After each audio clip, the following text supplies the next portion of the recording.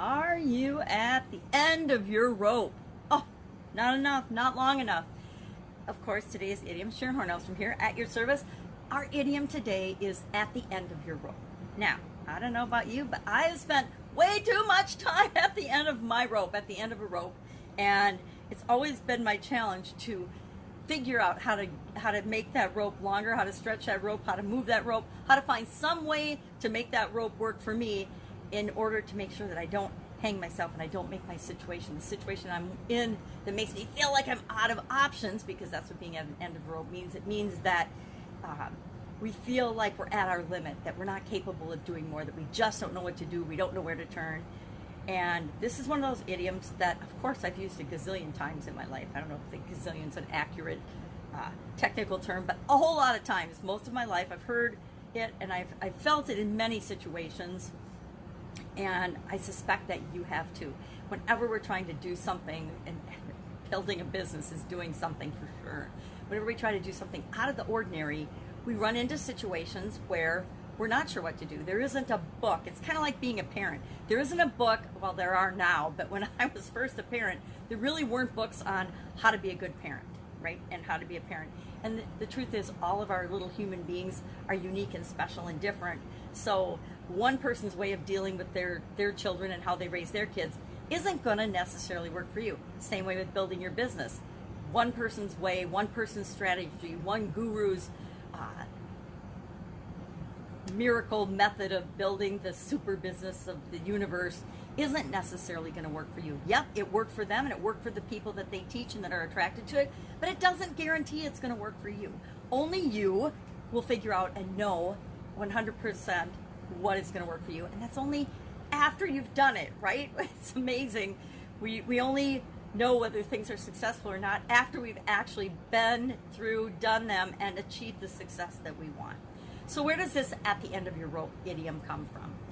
It's a modern American expression, and it might date back as far as the 1680s. There's some confusion as to where and when it came from. It could come from the habit and the practice of tying animals up when they're young and giving them a certain area to graze in. I think many of us have heard the story of how do you train an elephant, and you'll walk by, you'll see an elephant at a circus and it's tied up to this little teeny tiny rope, and you're like, well, what the heck? That elephant could just take one step against the rope and be free. But they don't do it. And why don't they do it? Because they've been trained from the time when they were little baby elephants, and they couldn't break that rope. They couldn't break free.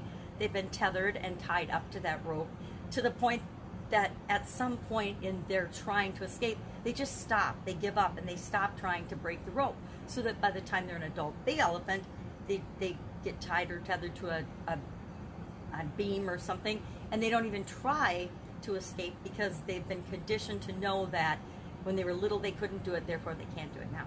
How many of us are like that? How many of us tried things and have tried things in the past and failed at them and then just gave up and just never tried to do that thing again?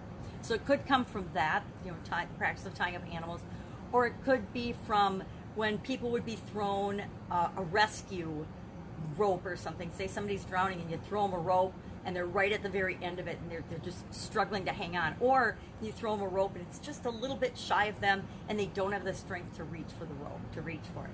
Or it could come from mountain climbing or any other outdoor activity where a rope is involved and you're at the very, very end of it just hanging on for dear life. And sometimes we need people to throw us a lifeline. But whatever the origin of this idiom, it definitely shows up in many of our lives, if not all of our lives. Right now, with what's going on in the world, many of us are feeling at the end of our rope in our jobs, in our way of making a living, in our businesses, and all the different aspects of our businesses. Whether your business has been shut down or not, whether COVID will continue to impact your business or not, all of us are in this massive, simultaneous time of change and adjustment and pivoting and challenges and figuring out new ways of showing up in the world. So some of us might feel like we're at the end of our rope. And I'm here to offer hope that no matter how at the end of the rope you feel, there's always options. There are always choices. The biggest thing to do when we're feeling powerless, when we feel like we don't know what to do, is to stop, pause, take a deep breath, and realize We absolutely, positively do know what to do. We tell ourselves we don't know what to do. Sometimes we know what to do and we just don't want to do it. Been there in my businesses before. I've been involved in lots of different businesses, and sometimes I would get to the point where I realized that, actually not just businesses, in my jobs in corporate America as well. I would take a job, I'd be all excited about it, I would do all these crazy, amazing things in it, and then I'd run out of stuff that I could really do to make a huge impact, and then I would get bored with it, right? Ever get bored with anything? And I would want to do something different, because I was kind of at the end of where I could make a major impact in that area, in that role, in that organization. And then I would want to move on to a different job or a different role or a different industry or different business, because I was kind of at my end of my rope with that. We do that in relationships. I was at the end of my rope in my marriage for a long time, yet I continued to hang on for dear life, believing it was the right thing to do. Now, we always do things believing that they're the right thing to do. And they usually are the right thing for us at the time. And again, it's only hindsight being 20/20 that we understand that we could have made another choice, that we should have made another choice, that if we had made another choice or made a different decision, the outcome, of course, would have been different. But, excuse me, I guess I need a drink. I love this expression, and I'm curious what your experience has been with it. I've had so many experiences with it. It's unbelievable, up to and including letting go of the rope. And I am here to, as living proof, to say that that is not the option. The option isn't to ever quit or give up or stay at the end of the rope. There's always something that we can do. And a lot of times it's just realizing that we're not alone in the situation that we're in. So often when we're feeling frustrated or powerless or at the end of our rope, or that everything's out of our control, and we're feeling like a victim, we can feel like a victim, or we can transfer that energy and say, yeah, this was out of my control. This part of this situation is out of my control. But what is in my control? What can I do? What will I do? And we can almost always find help by just asking for it. We can always find people that are going through the same situation or a similar situation, or have already gone through a similar situation to anything any of us will ever experience.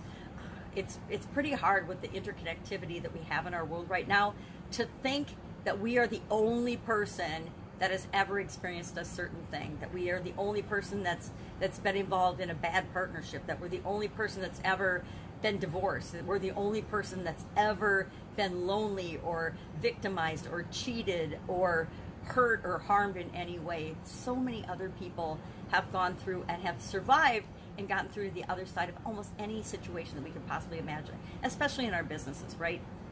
Business isn't new. So to think, it's pretty arrogant and egotistical to think that our business is so unique and so different that no one on the planet could ever possibly help us figure out how to not be at the end of our rope in any area or aspect of our business. So share in the comments below your experience with this idiom, and know that I will be with you tomorrow with another interesting idiom. What does it mean? Where does it come from? And how might you apply it to your business right now? Take care.